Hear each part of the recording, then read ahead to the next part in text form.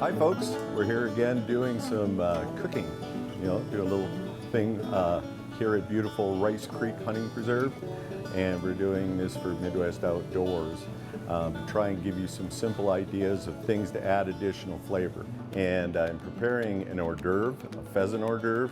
It's a blackened pheasant. I'm trying to do it so that it's simple for anybody to do. I've already got melting in the pan here and heating up the pan with some hot butter. I use just a commercial blackening spice, a couple pheasant breasts that I've diced up. I add roughly about 1/4 cup, stir it around so you kind of mix it up, and then you add the meat. This doesn't take very long. You're moving it around, spreading it out. You could do this on grouse. You could do this on like sharptail. It's starting to get to a nice golden brown, a little bit almost close to a burnt butter on the outside, and don't be afraid of that burnt butter because that adds a little bit of nuttiness to it. Take it over to the serving plate, put it onto the plate, a little bit of fresh chives over the top. This is a honey mustard dressing, just a plain dressing, and then the other one is a ranch dressing. Now this is venison that I'm using for this venison stroganoff, but you can easily use either moose, caribou, elk, or bear. Add this into your hot pan. Get it moving around, spread it out.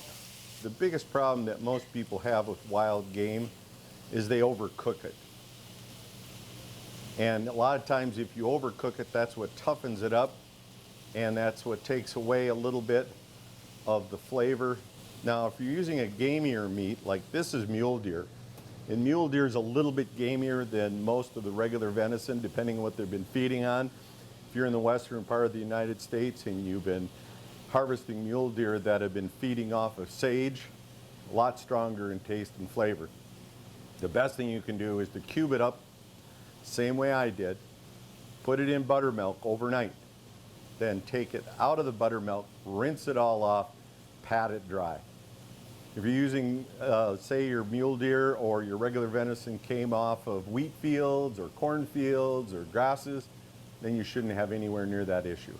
Okay, I like to take the meat out along with the vegetables, because what I'll do here is I'll make the sauce separate. Part of the reason is I don't want to overcook that meat, because that meat, even as it sits there, keeps on cooking. Now, I add golden cream of mushroom, and then I add sour cream. So I'm making my sauce based on those two things before I add back in, because this gives this a chance to warm up and heat up.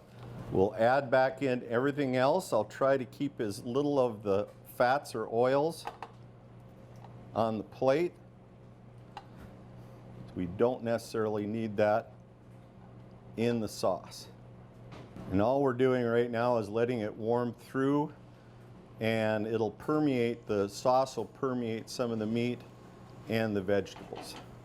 Okay, I like to take my noodles, place them on a serving pan or tray, then take my sauce and pour it over the top of the noodles. Make sure you get all that good rich sauce off of there. And then as a finishing note, I like to take a little bit of the smoky Spanish paprika, just as a little flavor hint on top and for color. Now, having done that, and a little bit of chives for presentation's sake as well. This is my version of a wild stroganoff using venison. This is Mickey Johnson for Rice Creek Gun Dog Kennels and Midwest Outdoors. Thanks much.